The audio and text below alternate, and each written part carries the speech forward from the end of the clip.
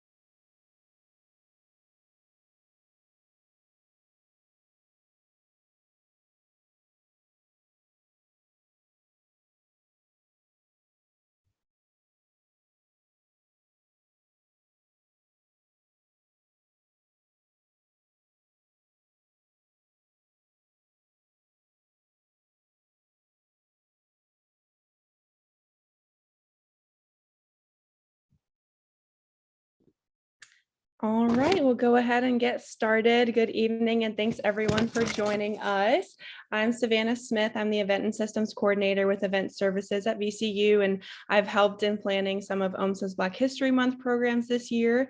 Black History Month is an annual celebration of achievements by African Americans and a time for recognizing their central role in U.S. history. This year, OMSA focused on 4 main themes when curating Black History Month events. Tonight's theme is Black History, Untold Narratives, which focuses on narratives that are not typically known within the Black community.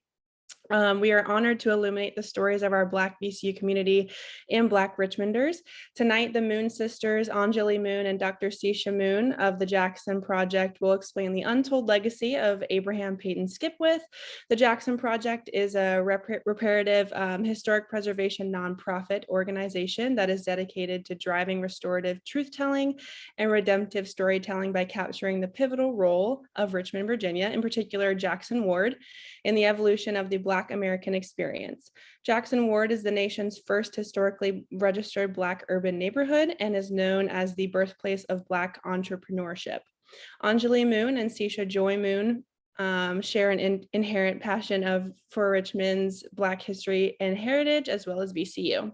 Anjali currently works as assistant curator for film and special programs at the ICA at VCU, and Sisha is a proud alumna, earning both a bachelor's and master's degree from VCU. Please join me in welcoming the JxN Project and their introduction of the Skipwith-Roper Homecoming to our VCU family. So without further ado, I'll hand it over to Sisha and Anjali. I think you might have another profession in you, Savannah. I mean, that was great. That was fantastic. Definitely. I loved it. So I'm going to go ahead and share my screen. If you all can let me know when you see it. Yeah, just blow it up.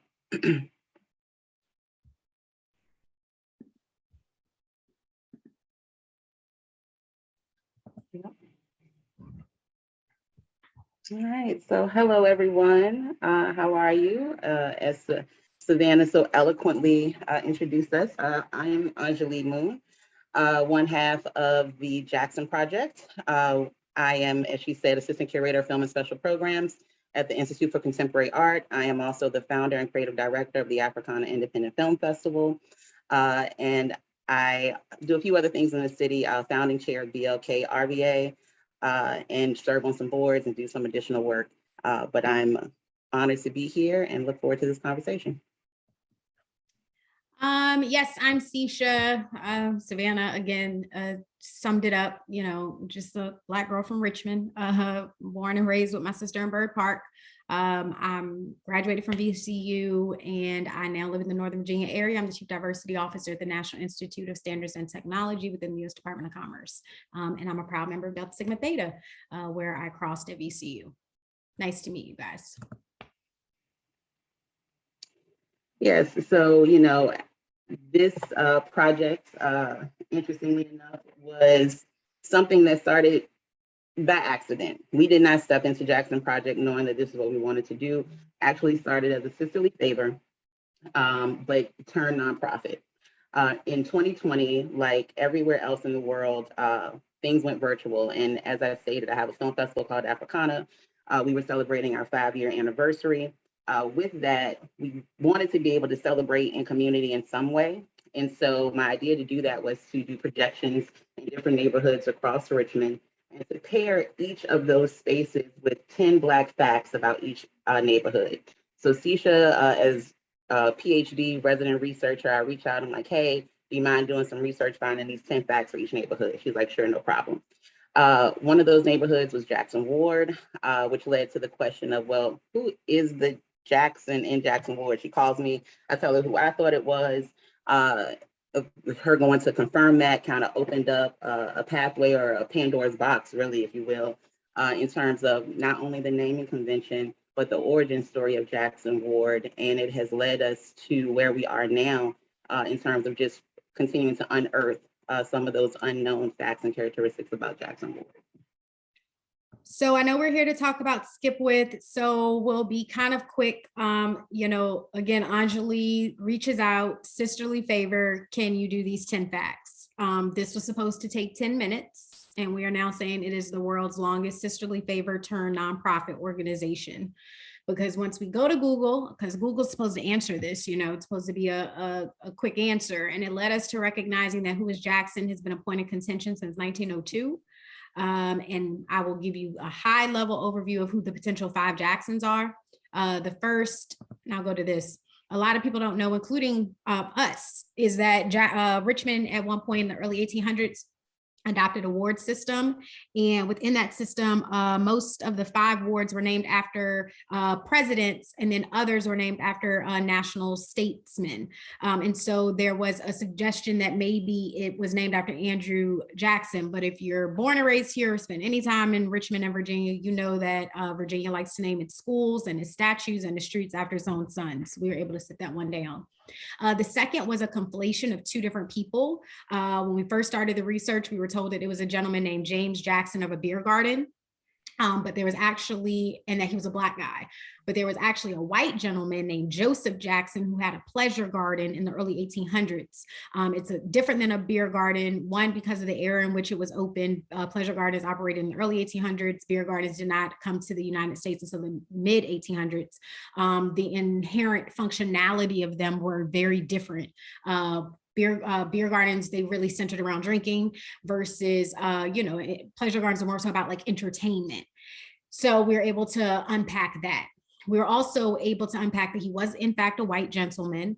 We think that people might have thought he might have been of Black and or German descent with a beer garden, because the early settlers in Jackson Ward, in addition to being Black residents, there were a lot of German immigrants in the space.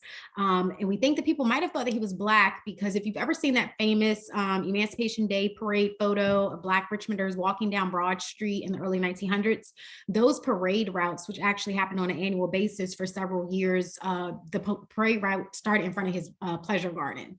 And so maybe people just over the years would think the Emancipation Day parade starting in front of this space, he would be a Black person. He was actually a white gentleman who was he was a clerk for the city auditor's office.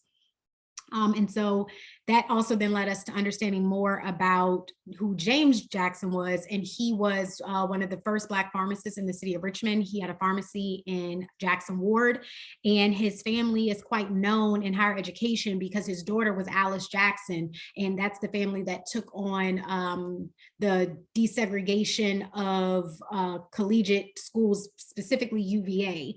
And that led to the Duval Act and several generations of Black Virginians actually having to go out of state for education, because the state said that they would rather pay for you to go out of state to learn rather than integrate schools. And so we were able to unpack that.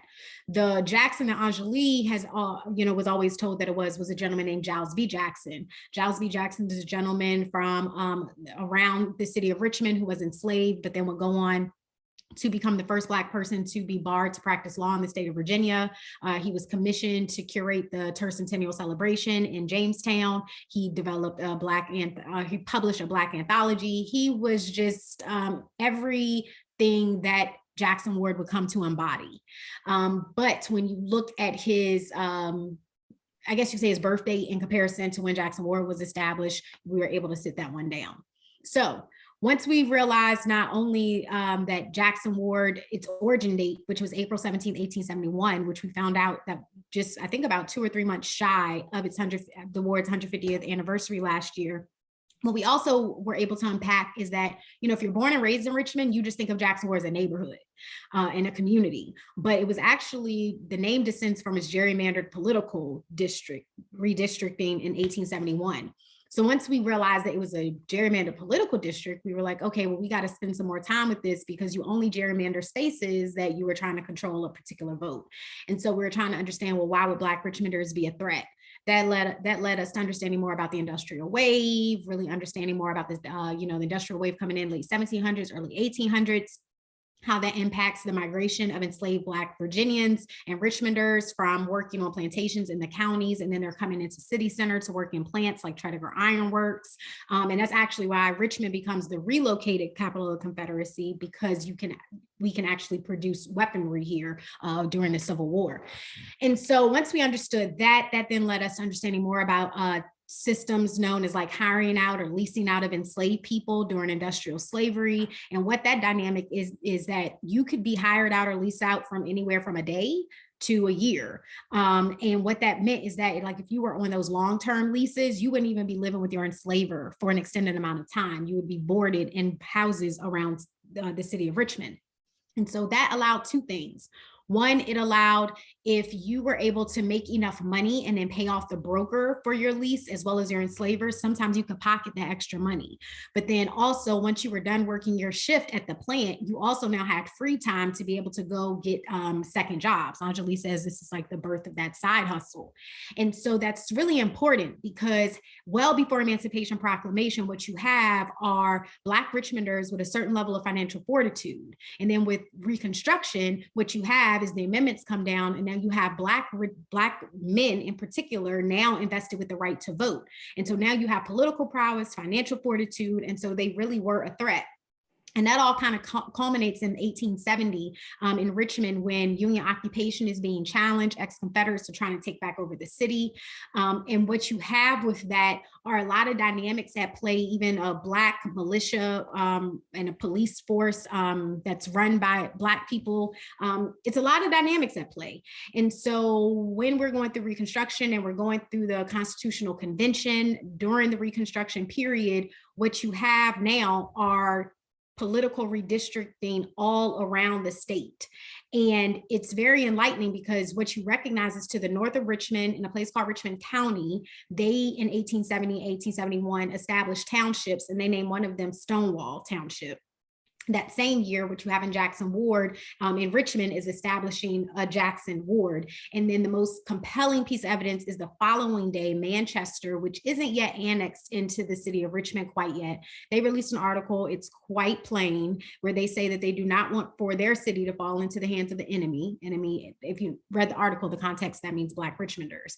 And so they recommend introducing two new districts, one known as Lee and one known as Jackson. And so we were able to really sit with, this compelling evidence that the ward is more than likely named after Stonewall. I want to show, we're a research-based organization, so we always want to show the primary artifacts. This is I follow my mouse. This is a screenshot of a newspaper article that was published the day after Jackson Ward was gerrymandered. Black Richmonders occupied 4 wards: Clay, Monroe, Madison, and Jefferson. And then, as you can see, it was a quite obvious gerrymandering of that space. This one's quite interesting, because when you think about that industrial slavery dynamic, and you think about the one-dimensional narratives that we hear about what it meant to be enslaved and Black in Richmond and in Virginia, you would never think that based on the 1852 city directory, there are nearly 400 emancipated Black Richmonders. And this directory actually captures their name, it captures where they lived, and it captures their professions. And so why I want to share that is because if you look at this map and follow my mouse, these red dots denote Black home ownership throughout the city in the 1850s. Then what you have in 1871, if you now follow my map over here for the 1876 F.W. Beers map, is they literally, if you see this yellow line, they literally take that geographic footprint of homes that are owned by Black Richmonders, and that's how they draw the gerrymandered political district. known as Jackson Ward. Not only is that telling because it really challenges the notion of Black Richmonders, pursuing manumission well before the Emancipation Proclamation. But what that also told us is, in addition to the gerrymandered origins and the origin date of Jackson Ward, the original historical Jackson Ward actually extended all the way down to 18th Street, past the Main Street station and the burial grounds. And so, again, world's longest sisterly favor, but well worth it because we were able to really unpack the layers that, led to the origin story of Jackson Ward. Absolutely. And I'll just say, we said industrial slavery, but it's urbanized enslavement. For anyone who may want to just do a little bit more digging on that, it's a really fascinating and important period in history, especially for here in Richmond. So yeah, Jackson, as we said, it's a project that kind of manifested itself before our very eyes. And as we began to do the work, some particular pillars began to manifest that have acted as a North Star for the work that we're doing. And so just to share a little bit about those pillars, see, she can go to the next slide for me. Mm-hmm. Is it not going? Mm-mm. All right. There we go. So these 8 pillars, we call them the 8 Ps. I'll try not to get tongue-tied here as we share them. So first we have pedagogy. So one example of that is a collaboration that we did over the summer with the Library of Virginia and Richmond Public Library. This is our summer lecture series. And here we created space monthly to talk about some of the research that we were doing in real time, but also to bring in voices from communities, specifically Jackson Ward, to talk about, yes, the historical decisions and their impact, but the present day implications of those decisions and how do we use the knowledge that we glean from that so that we don't relive some of those unfortunate decisions over the next 150 years. Also public art. So as I mentioned, Africana is my film festival. And over the summer, we partnered with Jackson Project and VPM to premiere How the Monuments Came Down. We did that at Maymont. It was an outdoor screening, followed by a conversation with different community voices. Really powerful, opened up a doorway to, the feelings that different parts of the community have around the monuments and what it means to immortalize different stories and narratives. Public programming, so Illuminating Legacy Giles B. Jackson Day. Sisha mentioned that we came across the origin date, April 17th, 1871 for Jackson Ward. And in that, we came across it maybe 2.5 months before it was going to be the 150th celebration or anniversary for the founding of Jackson Ward. So we were able to pull together a public program, host it outdoors. We'll show you some pictures from that in a moment. It was just a really beautiful time, especially in the middle of COVID, to bring people together safely, but to celebrate this legacy. Public service, policy, and planning. This research clearly shows us that the decisions that were made for Jackson Ward were rooted in policy and they were quote unquote legal. And so how do we learn from that and create space for community to have a bigger voice in the decision-making process? So here in Richmond, we have places like the Urban Design Commission, Architectural Review Board, Planning Commissions, and there are seats on those commissions designed for community. And so we advance names to the administration to help make sure it's a balanced space where all voices are being heard. Philanthropy, we were fortunate enough to receive some money from the state, and we made sure that before we received those funds, that we were able to earmark a portion of them to go back into the Jackson Ward community. And so we've been able to give away about $50,000 in philanthropic donations and look forward to continuing to feed community in that way. Public engagement. So to kind of put the bow on the 150th celebration, we did something called Unveiling the Vanguard. Our research showed us that not only is this a gerrymandered space when we talk about Jackson Ward, it's a space that right under our nose is kind of celebrating the history of the Confederacy through the street names. And so we decided to try to change that. So we've done 15 intersections throughout Jackson Ward that elevate, the names of people who actually helped to build the legacy of Jackson Ward, people like Alorna Pinckney, all the way back to an Abraham Skipwith, who you'll learn about. We'll actually show you a video about that in a moment. And then lastly is our preservation and proprietorship space, which we'll talk about momentarily.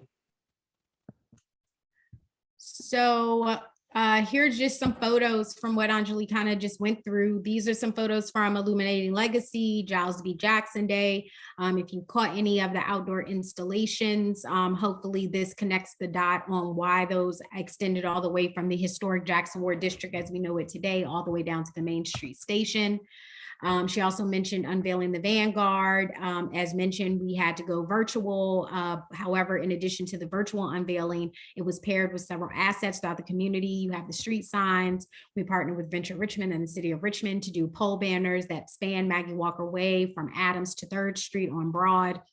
And then that was also supplemented by street stamps to guide residents and tourists alike to each of the street signs throughout the ward. Here's some examples of some etchings of the Vanguard. As you said, you know, contemporary figures like Lauren Pinckney, VCU grad, as well as Lily Estes, housing advocate within the Gilpin community. But then it also introduced us to Abraham Peyton Skipwith, and we'll explain who he is momentarily. Shouts out to Meredith Carrington, senior graphic designer at the ICA, as well as Barry O'Keefe, who actually also teaches art at VCU. I think are both graduates from VCU, if I'm not mistaken. Yeah, and so their partnership. Thank you guys. These images are beautiful. And so before we get into Abraham Skipwith, Lee, I think we're going to show the video, right? Right.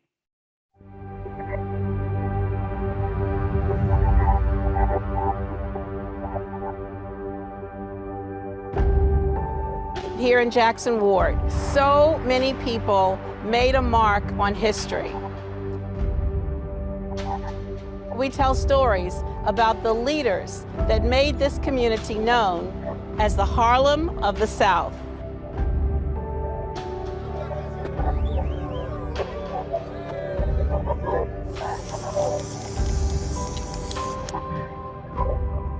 To see the intersections of Black excellence that was Maggie Walker's life and her friends and the people that she supported and supported her reminded me of how much this neighborhood has impacted not just Richmond history, but American history.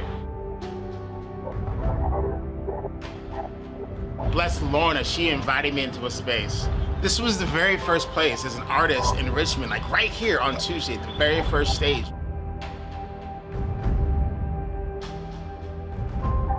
Jackson Ward has shown us all the models that we need to build and show our Black brilliance to the world.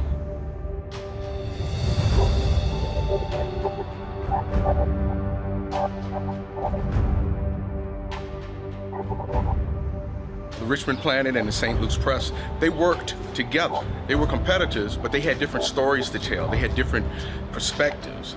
And Jackson Ward was a home for things like that. Everywhere you look, there's something about the life of Black people and the life of Richmonders that makes itself really clear right here in Jackson Ward. It's such an important place, and the stories connect us all to the history. My father was born at the end of 2nd Street, and he died on 2nd Street. He operated a hotel there on the corner, 2nd and Lee Street, the Eggleston Hotel. As we celebrate this milestone, we have to all be reminded that we stand on the mighty shoulders of our ancestors. So to that end, we will keep history in the forefront.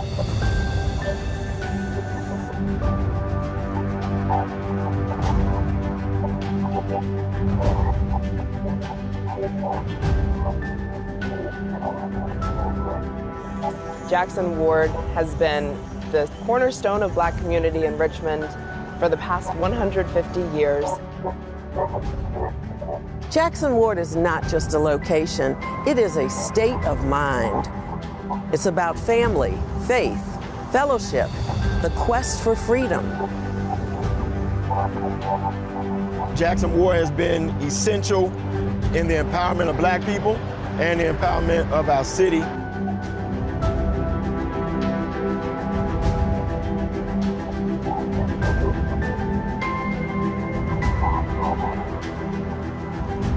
We tell stories of W.W. Brown and so many others.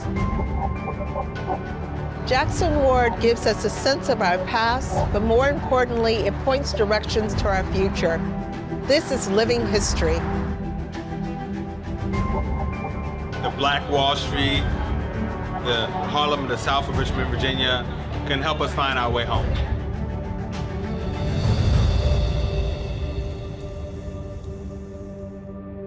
Black history is America's history, and we're so proud to be able to tell those stories.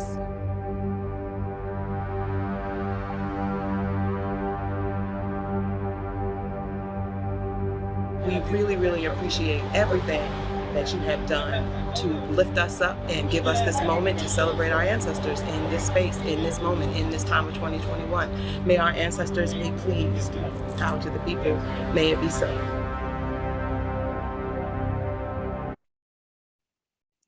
All right. It just never gets old. It never gets old. Okay. Thank you guys. Yeah, that one never gets old. So let's get into Abraham Skipwith, shall we? So when we were trying to figure out who the vanguard should be, again, we wanted to make sure it was the full arc of the ward, contemporary figures like Lorna and Lily, but then we also wanted to pay homage to the first. And again, as we stated, the only thing that we knew at the time was that Abraham Peyton Skipwith was the first known Black homeowner in Jackson Ward. And that's all the historians knew. That he built a gambrel roof cottage and that he had a will. And that was about the extent of what we knew. But we had to build out his bio to complement the other Vanguard members. And I think what's interesting is that, if we did not have the primary artifacts to back up this story, we probably wouldn't believe it because it's quite remarkable to the point where it's slightly unbelievable. Me and Anjali were in a meeting recently, and when we just realized this needed to become a nonprofit, dedicated to reparative historic preservation, we were trying to think about in addition to our pillars, what's our social inquiry? What guides our work? And these were the three questions that we asked ourselves. And it just dawned on us, a week ago, Lee? If that. Yeah, that Abraham Skipwith was the answer. And we wrote this about a year ago before we even knew who he was. So I'm going to read these really quickly and then tell you about his life. And then Anjali will tell you about what happened to his home. First question, like the rest of the country's racial reckoning, Richmond has a decision to make because at this very moment, we can confront who we were while also choosing who we will be. And so we as a city must ask ourselves, are we going to allow our legacy to be forever tethered to a Commonwealth's lost cause, with our greatest contribution to the world being the former capital of a defeated Confederacy? Or will we use this moment to correct course for a more just cause? Question 2. Are we brave enough to pivot away from one-dimensional slave narratives that no longer serve us and take the opportunity at hand to elevate the best of our lineages and legacies, while recognizing that the historic preservation of the Black American experience is worthy of more than mere markers? And 3, are we bold enough to celebrate the Black excellence entrepreneurship that managed to not only survive, but thrive in the face of social and systemic oppression, becoming a North Star in the former capital of the South for future generations to come? And little do we know that Abraham Peyton Skipwith would emerge as that North Star. He has since become Jackson Project's anchoring ancestor, and who we deem as the founding father of Jackson Ward and a blueprint for all future generations. So what we're about to tell you is what we know about him so far. We probably have about 70% of his life accounted for. We're working with Library of Virginia to fill in some of those remaining holes. But this is what we know about Abraham Skipwith so far. He is enslaved as early as 1767 by a gentleman named Jacqueline Mambleur, who was actually Thomas Jefferson's counsel of state. He's enslaved between the Richmond and Henrico area up until 1782. At that time, Ambler then sells him to his last known enslaver by a gentleman named Thomas Bentley in the Williamsburg area. The next known whereabout of Skipwith is 1785, when he files a legislative petition with the General Assembly for his freedom. And all that we knew at that point was that it was not granted. However, the legislative petition was quite enlightening for several reasons. One, he identifies as Black, but he is a mixed race gentleman. When we talk about Black excellence and Black entrepreneurship, it's inherently rooted in Black autonomy. And you see that in his last will and or his legislative petition, because he goes on to say, you know, do not call me the unfortunate characteristic of a slave. I am a clerk. And that gets us back to that urbanized enslavement dynamic, where even though he is an enslaved Black Virginian, and he is actually working in a space where he's actually earning income. The petition also reveals his direct connectivity to several founding fathers, including Thomas Jefferson. As we say, one of his enslavers is on his council estate. We know that one of his witnesses is a gentleman named Dr. Thomas Walker, who was Thomas Jefferson's senior advisor. He's actually mentioned in Notes on Virginia. We know that another one of his witnesses is Jacqueline Ann Blur's daughter, and her mother is actually a woman named Rebecca Lewis Burwell. If you've heard of the Burwells, they're one of the first families of Virginia. She's quite known for Thomas Jefferson historians because she was the well-documented first love interest of Thomas Jefferson and William and Mary. And apparently Thomas Jefferson was known to have notorious migraines. And it's rumored that once he found out that she was marrying Jacqueline, that's when his very first migraine, that's pretty much the origins of his migraines. We're working to determine which particular family tree within the Skipwith lineage he descends, but we have compelling evidence that would suggest that he more than likely descends from the same tree as two brothers who were named Henry and Robert, who then married the half-sisters of Martha Jefferson and Sally Hemings, which me and Anjali found interesting because we had no clue that Martha Jefferson and Sally Hemings were half-sisters. So that was quite interesting. But probably most notable when we talk about connectivity to the traditionally recognized founding fathers is the fact that one of the signers of the Declaration of Independence served as a witness in his legislative petition. So you have a signer signing on behalf of Skipwith for his freedom. And so that was quite interesting. As mentioned, we're working with Library of Virginia to confirm if he descends from this particular tree of Skipwiths. We think it's going to be the Skipwith-Dale Carter tree within the Skipwith lineage. And if you're thinking about like Dale, we're thinking about Thomas Dale High School, that particular family tree. We think that this will more than likely be the tree that he descends from, because that will that he established let us know that his daughter and one of his granddaughters were enslaved by John Carter. What we also know is that Benjamin Harrison the fifth was associated with this family. This family was also related to Rebecca Lewis Burwell. And most recently, in a recent research trip to the Virginia Museum of History and Culture, we were actually able to reveal that the gentleman who authored Skipwith's last will and testament was Robert King Carter's accountant. So yet another point of connectivity why we're exploring this particular family tree. If you've heard of Robert King Carter and this Carter clan before, it is because they actually just had a special on CNN where it was a celebration of the deed of gift, which was the largest emancipation of Black Americans in 1791 outside of the Emancipation Proclamation by Abraham Lincoln. And so we're excited to continue to dive into the research and try to figure out the remaining about 40% of his life. So we're now confused. We're like, okay, well, you're connected to the founding fathers. I mean, you have a signer signing for your petition. We are stumped. We're like, why wouldn't your legislative petition for freedom be granted? And so then that led us to another Pandora's box and trying to understand more about Thomas Bentley. And then that was just as fascinating. We Googled Thomas Bentley, and if you look him up, there are books and essays written about whether or not he caused the Revolutionary War. So this is a colonizer who comes here by way of Florida, spends some time in Virginia, and then eventually makes his way to Illinois. He lands in an indigenous village. He marries into one of the wealthiest families in that space in 1776. And then that following year, he's arrested for double dealing between Great Britain and America with ties to Virginia. He's imprisoned for a couple of years, and then he escapes captivity. He returns to that indigenous village, and he accuses the wife of adultery with the gentleman that he left in charge of his affairs while he was gone. He kicks her out of the home. And then the next thing that we know, in or around 1783, he then abruptly dies. Then what happens is the executor of his estate, in a way to kind of like, I guess you could say, X the wife out of the will, but not fully. He then goes on to like put up the equivalent of like billboards or flyers to pretty much call the wife a whore. And accuse her of adultery. And he uses that to leave her just a buck. Anjali likes to call it colonial tea or colonial petty.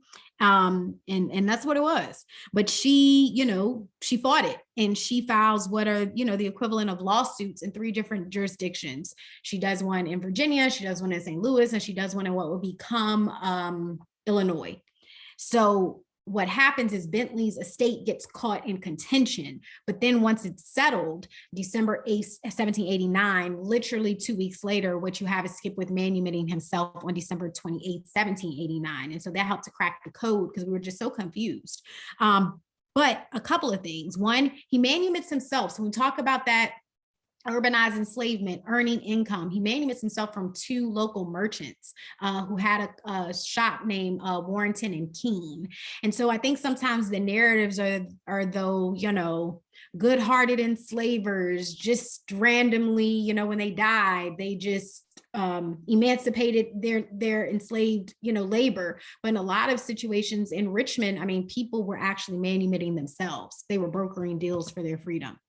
So what do we know about him next? Once he files a legislative petition, he's in Williamsburg, then he returns back to the city in 1793 of Richmond, and then he lands in the northern neck of the city. But remember, it's not called Jackson Ward for nearly 100 years later.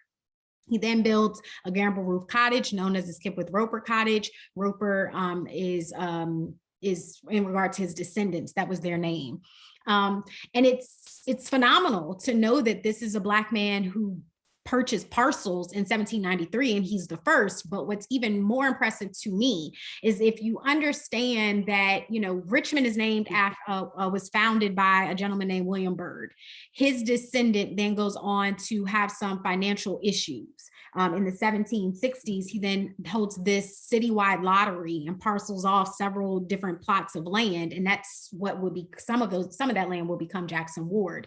And when you look at some of the street names, those early street names are based on some of the first homeowner, Duval, Coots, Jackson being Joseph Jackson of that pleasure garden.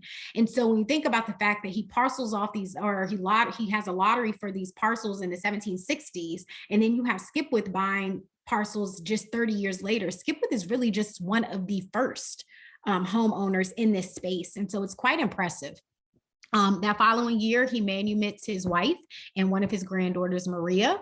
Unfortunately, he's unable to manumit his children during his lifetime and his other granddaughter, who was enslaved by John Carter. But because of that will that he develops on May 10, 1797, making him one of the first, if not the first, Black Richmonders and or Virginians with a fully executed will, by the way, we know that he leaves instructions and earmarked funds for them to manumit themselves after his death.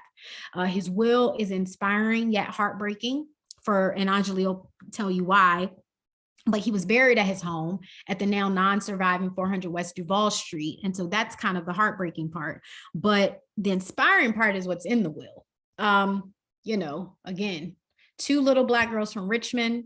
When you look at those street names and the statues, well, the dismantled statues now, and the schools, all of that kind of stuff just kind of like fades to black. And we've unfortunately been told one-dimensional narratives about what it meant to be Black and from Richmond for a very long time. But when you read that this is a Black man who wrote on paper, not only wrote it down on paper, but went to a courthouse and filed it and said, I am unapologetically bequeathing things like a gun and gold and silver and livestock and furniture and clothing. And for me, it's a horse and buggy. This is a Black man riding around Richmond, Virginia in the 1700s with a horse and buggy and not riding around in service to his enslaver. This is his own mode of transportation. It just defies not only all logic, but it really dismantles the one-dimensional slave narratives that we've ever been told.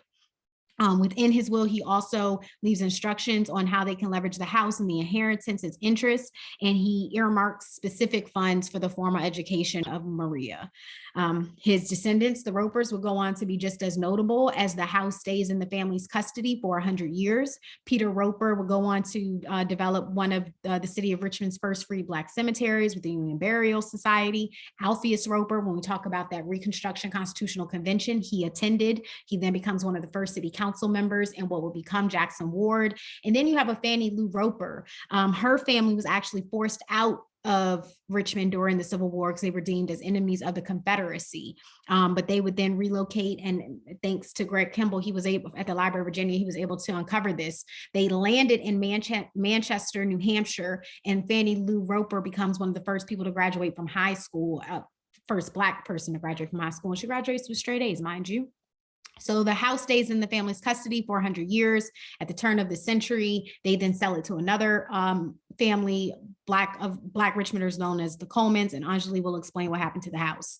But again, we are a research-based reparative historic preservation nonprofit, and so primary artifacts are key. And so here are just some quick little screenshots of the Skipwith legislative petition from 1785.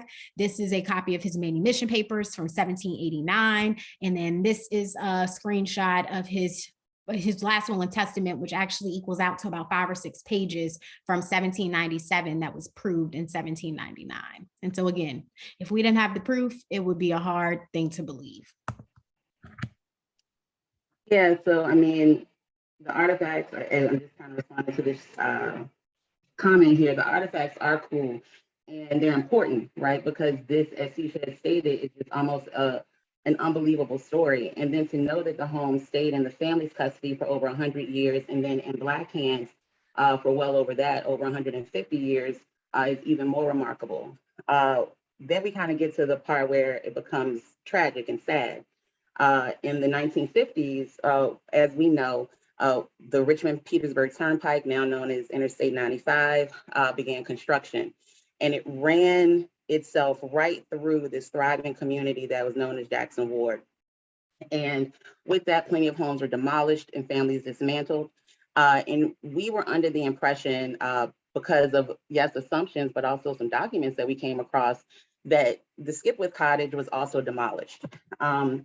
You know, we mentioned some of our partnerships. We partnered with Library of Virginia, but Richmond Times-Dispatch is also one of our partners.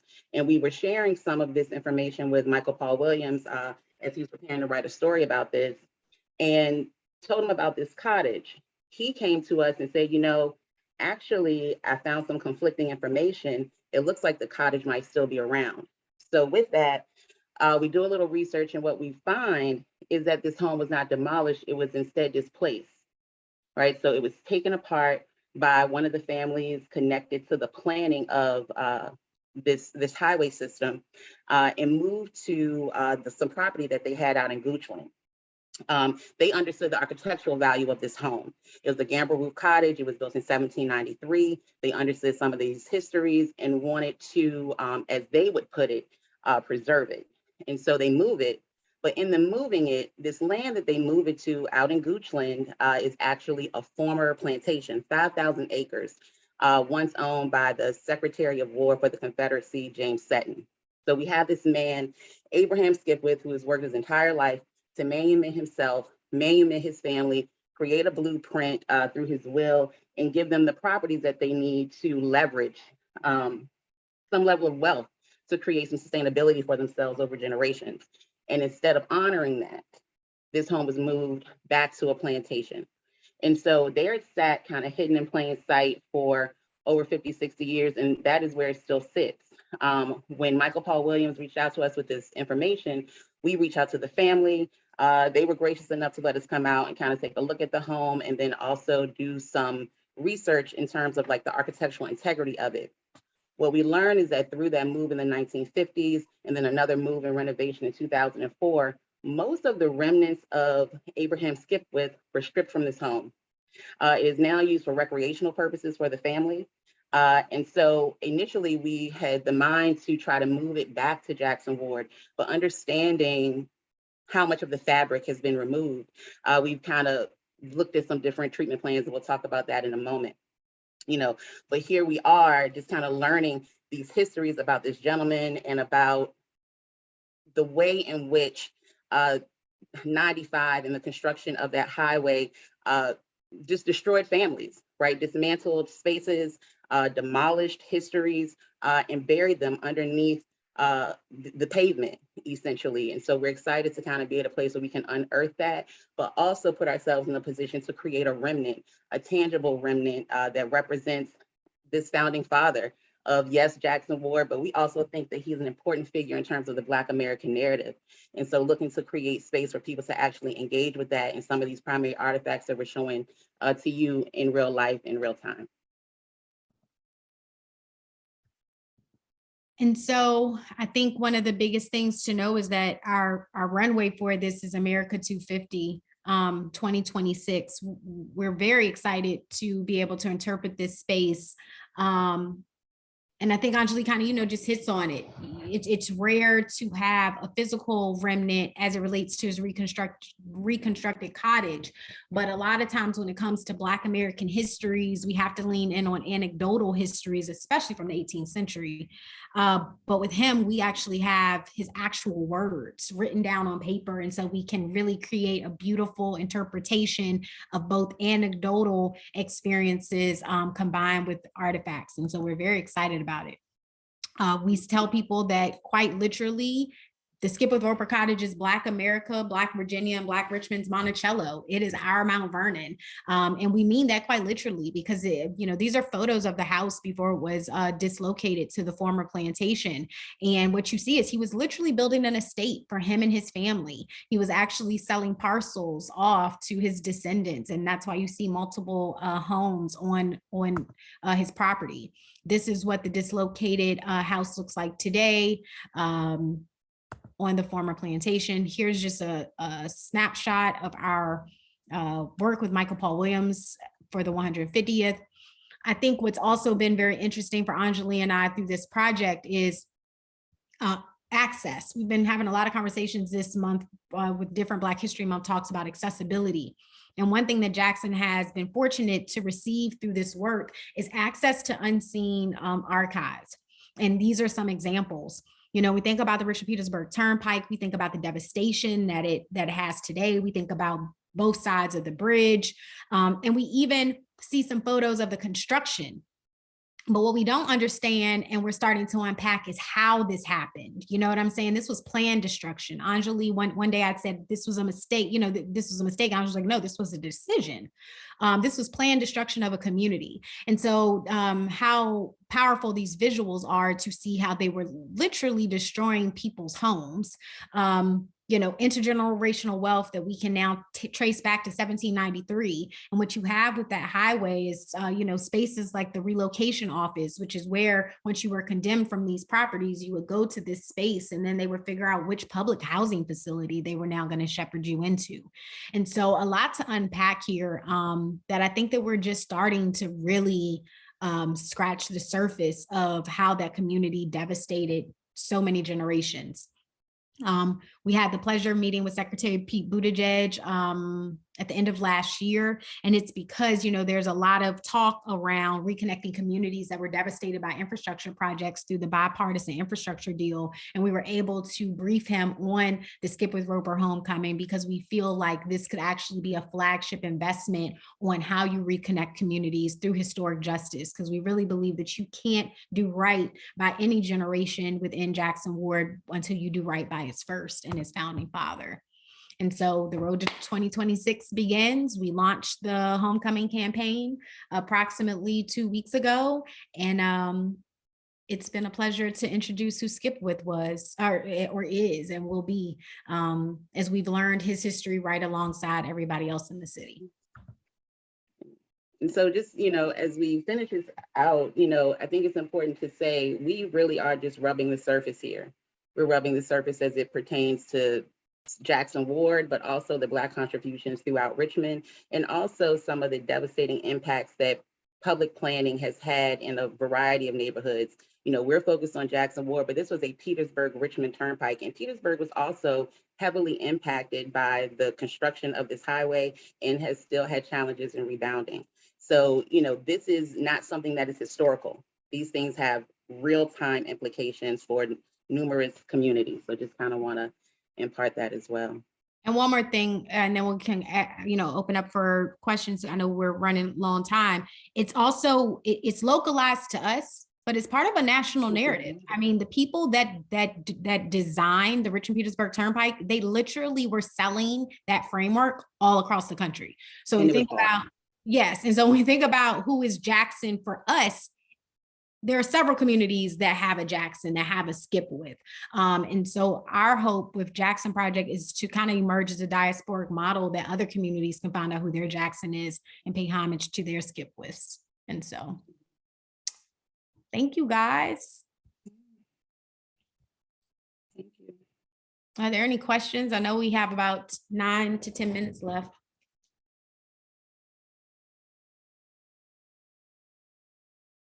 I just want to say that was powerful. It really was. And I actually had an opportunity to live in Memphis for a couple of years. And we talk about how the interstate across the country has impacted, low income, marginalized, particularly communities of color. In Memphis, that was the only case that made it to the Supreme Court to where the interstate was stopped from going between and destroying an African-American community. I-40, Interstate 40. If you go to Memphis, it stops and you have to take 240 around. It doesn't go through the city. That would have devastated a Black community. That was the only successful case to where they petitioned the courts and they just stopped the construction of the interstate. It's interesting, for this particular project, Sisha talked about the planning. This started as a city project. This was a localized endeavor. And it ran into quite a bit of resistance initially from both Black and white communities because they had a plan to go through more than just Jackson Ward in terms of disrupting communities. Monroe Park, actually. Monroe Park. But then they revisit it, they keep Jackson Ward in the path of destruction. And it is Oliver Hill, actually, who helps to galvanize community and push back against this at the space of city council. They got so tired of the resistance that they decided to pivot and make it a state endeavor. They found private funders along with state funding so they could circumvent policy and law and community input. And that is how this actual Petersburg-Richmond stretch actually got created. So, exactly. Everybody knows that. I mean, it's like we said, we're just starting to peel back the layers, and we've only been doing this for about a year now. I mean, it's interesting. That's why access matters, to be able to find these truths and also know when to look. When we first started this research, we were looking in the 1950s, because that's when we know that the highway was constructed. We were like, oh no, you got to go about 20 years before they bring out the first bulldozer to really piece it together. And so it's so much more to unpack here. And you just can't reconnect. You can't heal till you know the truth. Right, the fullness of it. Joshua? Yeah. Joshua? Yes, I did have a question. You mentioned about this happening in other communities and probably all across the country. Has anyone reached out to you specifically and asked how you do this in other areas? Because I'm originally from Norfolk, so I think it's some things that probably have happened around there, and I would be interested in finding that. Has anybody reached out to you, basically? They have, and one of the people that have reached out, there's a National Trust for Historic Preservation are considering us as a potential case study on how to, it's interesting, this work, the intersections of this work are historic preservation, urban planning, transportation. It has so many legs that's why we had to develop these pillars, because we realized you kind of just have to attack this thing from all sides. And so we've only been here for a year to even know that we're even in contention to be a case study is quite humbling. But that's our hope. Our hope is that people see what's happening in Richmond and Jackson Ward and reach out as a way to do this work themselves. Because that's another thing. Me and Anjali are not experts. We are just in libraries, reading and asking for access to artifacts and then sharing what we know. So we really want to create a space where we can help other people figure out how to do this work for themselves as well, so they can approach this work through a lens of empowerment. And we didn't really get to talk about that too much in the presentation, but that's one of the things that we're looking to do as we prepare ourselves for 2026. Yes, we have the Skipwith-Roper Cottage that we're going to re-erect, but we also have the JxN House, and we spoke about those pillars and we talked about proprietorship. So through the JxN House, we want to create, just as Sisha said, a community space where people can come in. This will be a lab, essentially, where people can come in and learn how to do their own community-based research, whether it be about their family, whether it be about a community figure or a neighborhood. That's what we do not have here. Access is definitely a hurdle for most people in most spaces, even down to the software that you can use online to do some of this. If you aren't a graduate of the collegiate space, sometimes it's hard to get access.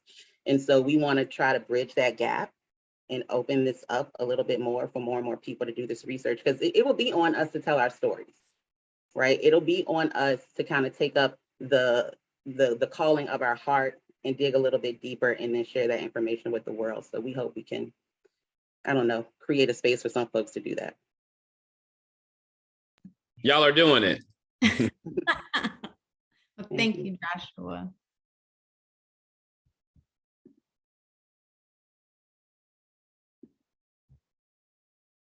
Any more questions? I just wanted to make the comment that, you know, I really appreciate you all calling to light and bringing to my attention even just the difference or understanding the manumission versus the emancipation, because the story we know is emancipation, right? But not really that folks still under legal slavery, Black folks were able to negotiate their freedom. And so really introducing that word to my vocabulary has been amazing, learning about all the work that you've done. So I just wanted to share that appreciation. I'm with you, sis, and I have a whole degree in Black studies. Okay, I had to learn between some freedom papers and a manumission papers. You know, like I think right now we all know telling these truths in settings like this is being challenged, and I understand, because if you understand the stories of Skipwith, that's an empowering story. You look at enslavement through a very different lens when you have a story like Abraham Peyton Skipwith. And so I'm with you. I mean, and to just unpack all of this and how it was a complicated notion. Even Jackson Ward, you know, we're thinking about the origin story of Jackson Ward. You had white immigrants living in Jackson Ward. You had Black enslaved and freed people living in Jackson Ward. You had people that identified at that time as mulatto living in Jackson Ward. I mean, it's just such a complicated notion of what it even meant to exist in those spaces in a way that is very different than the Richmond that we come to know as today as being very Black and white. And I'll just say too, I mean, I think Sisha's dead on with that. You know, we walk away empowered, but I also think some of the powers to be are really, they want to push us away from this information, because in that empowerment, we're able to hold you accountable in ways that we weren't able to do before, right?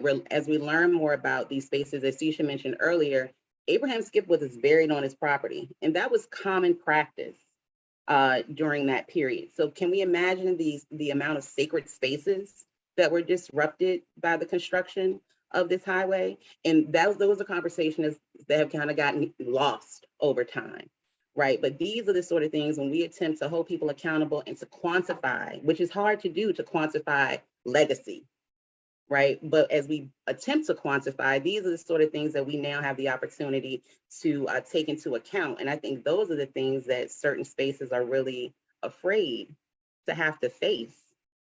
And have to figure out how do they atone for some of those decisions that they made and that they maintain, right? Because that's also part of it. History, you know, historic decisions are one thing, but in a lot of cases, these decisions are maintained, have been maintained over time, and them pivoting away from that, I think, is something they're afraid to do. Yeah.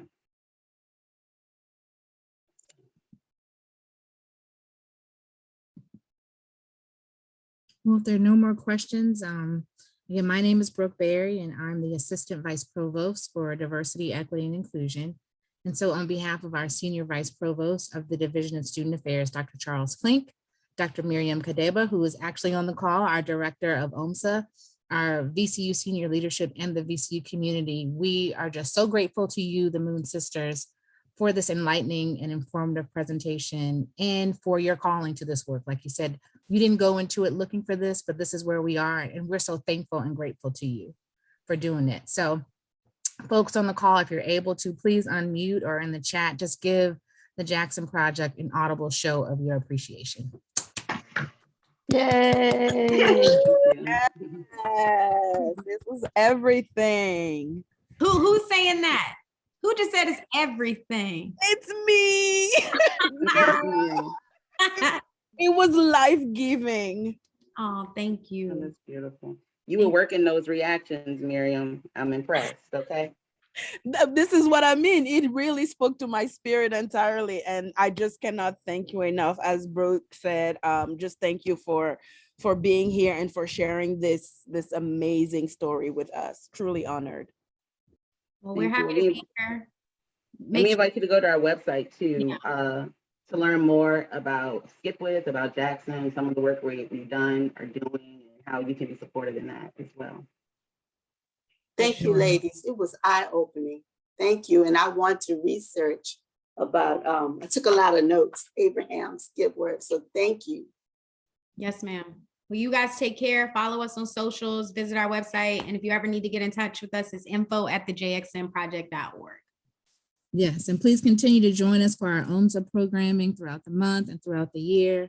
And we just look forward to continuing to work together with JxN and be supportive of you all, Moon Sisters, and all of your endeavors. So thank you so much. Appreciate you. Proud of you, Brooke. Love you. Love you too. Bye, guys.